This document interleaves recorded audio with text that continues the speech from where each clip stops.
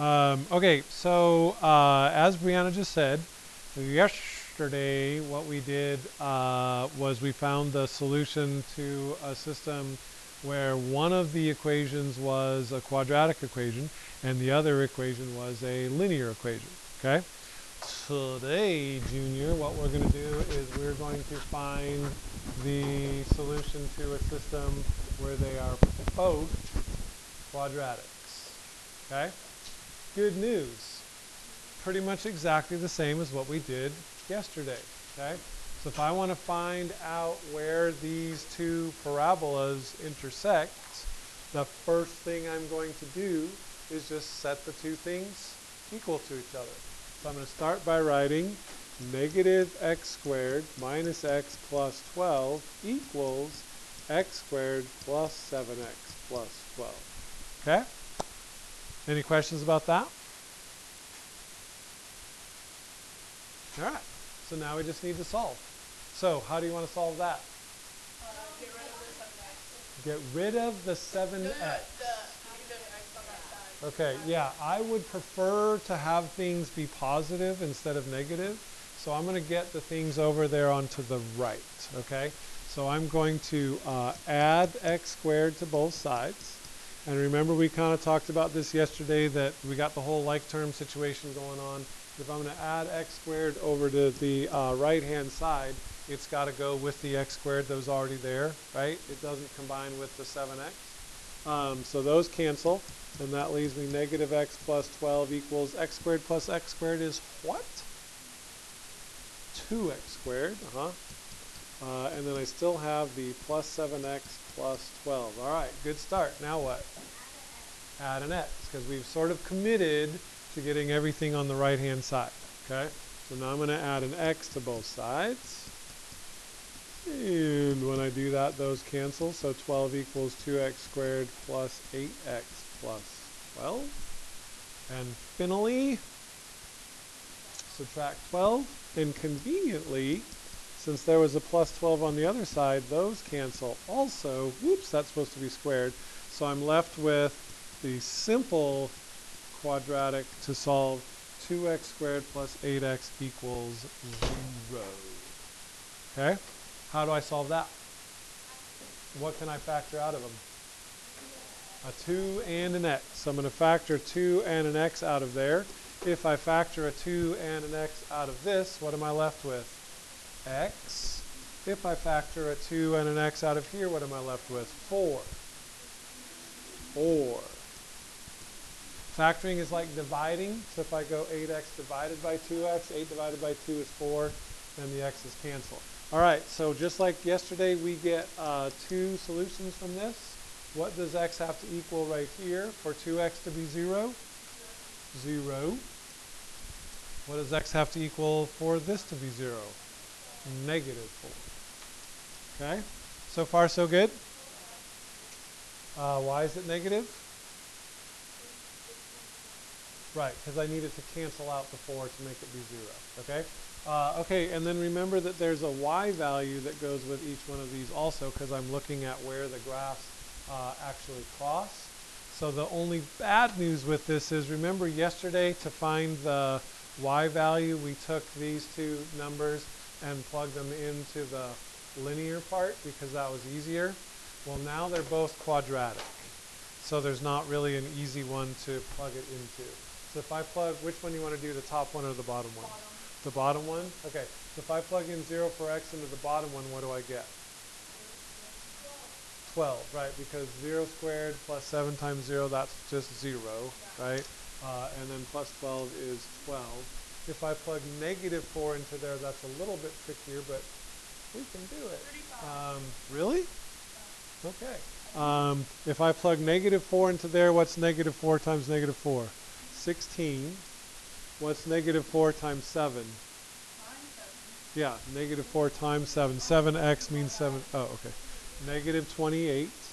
And then plus 12, yeah, that comes out to be 0. Okay? So my 2 points of intersection are at 0, 12, and at negative 4, 0. And that's it. So the same thing as yesterday. Okay? It's just that they're both, oh, not quite yet. What did you say? Well, yeah, but this part is the same as yesterday.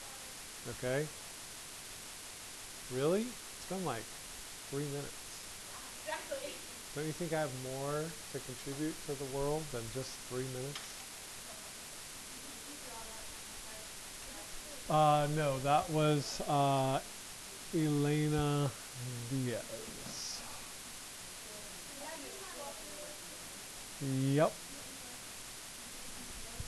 All right, so here is the last thing in here. Yes. And this is solving a system of inequalities.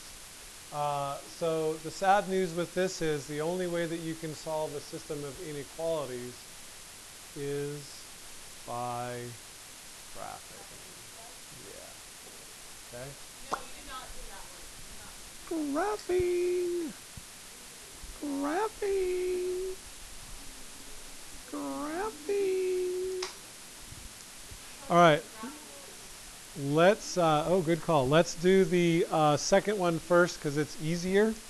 We can graph that just by using transformations. X squared minus 2, what did that do to the regular graph? Nope, doesn't turn it upside down. That would be if it was negative x squared. It just moves it down 2, yeah. So instead of being at the origin and going like that, it starts at negative 2. And then it's a parabola. So from there it goes up 1 over 1. And then from there it goes up 1, 2, 3 over 1.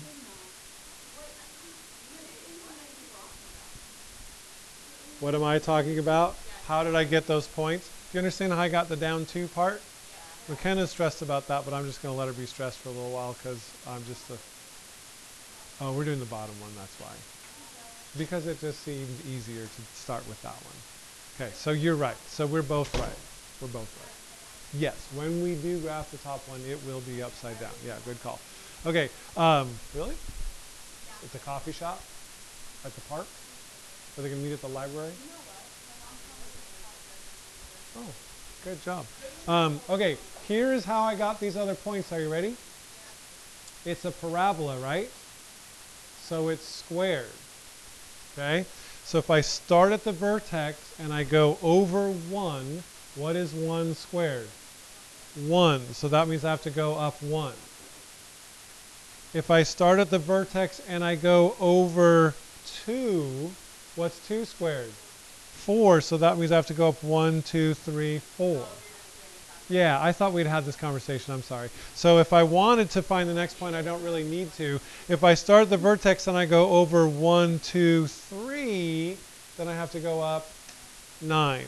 1, 2, 3, 4, 5, 6, 7, 8, 9. Totally nailed it. Okay? So once you get that vertex point, that's a little cheat that you can use to find the other points. We'll play again when I graph the top one and maybe it'll make more sense. Okay? All right, the problem with the top one is that I don't know where the vertex is.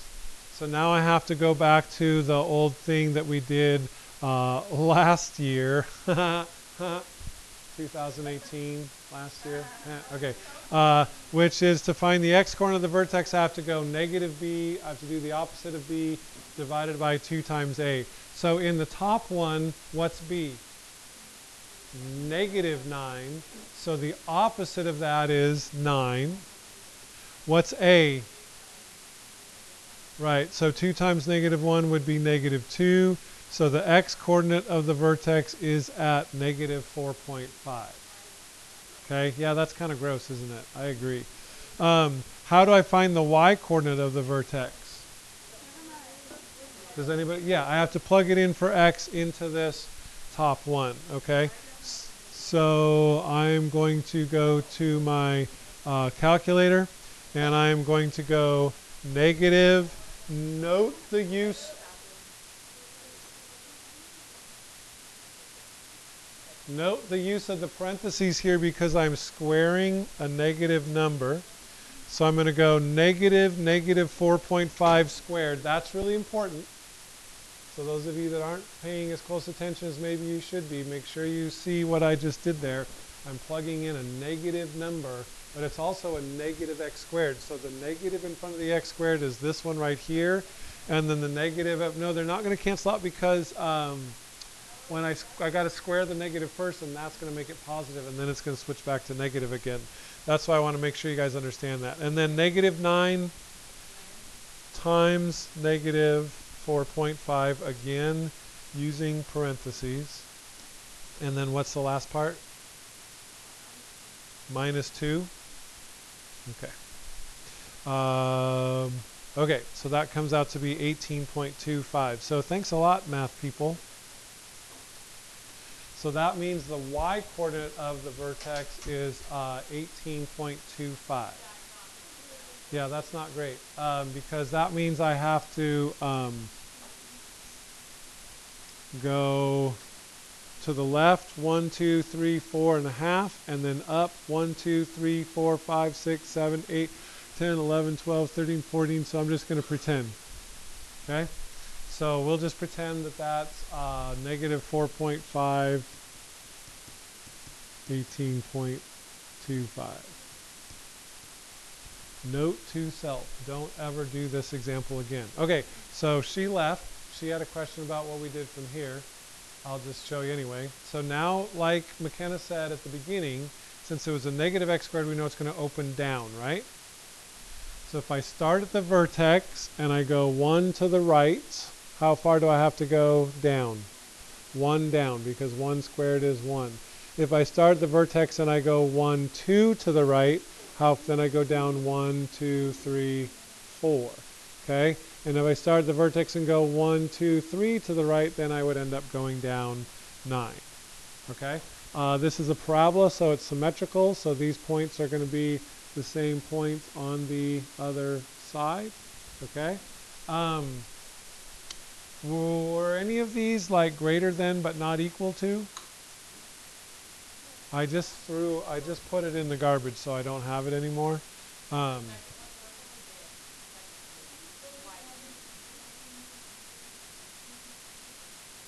Okay, so I needed this actually.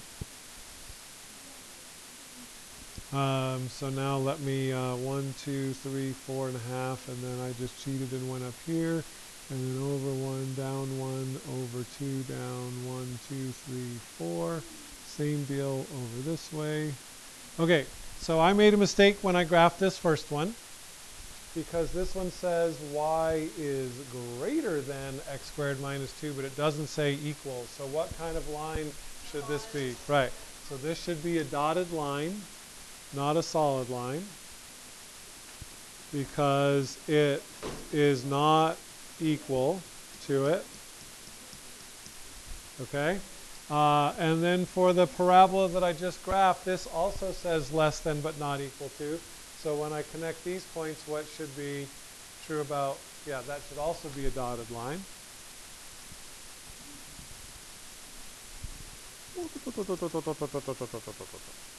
All right. And then I am less than the maroon one, but I am greater than the orange one. So where am I? I'm just in this little, in-between part right here. Okay? So sadly, when you are doing inequalities, you have to graph them to show the,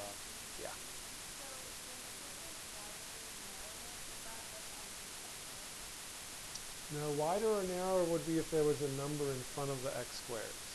So if, for example, this was 2x squared instead of just x squared, when I did that little trick of over 1 and then up 1, I'd have to go over 1 and then up 1, but then double that. So I'd go over 1 and then up 2. And then for the next one, I'd go over 2, 2 squared is 4, and then double 4, so I'd actually go up 8. And so that would make it more narrow.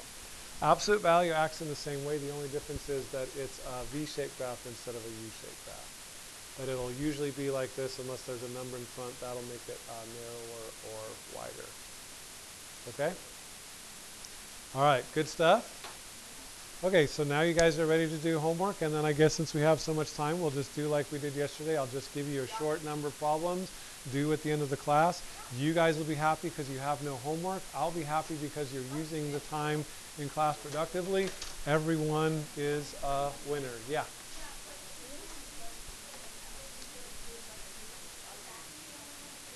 Yeah.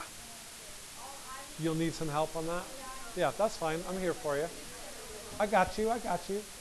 Okay. 4 problems. Okay, we got 35 minutes. One every 5 minutes was okay, right? So that means I can give you 7 problems. That's 1 problem every 5 minutes. Yeah. 7. Mrs. K. Well, Kaler, not. Yeah, okay. Right.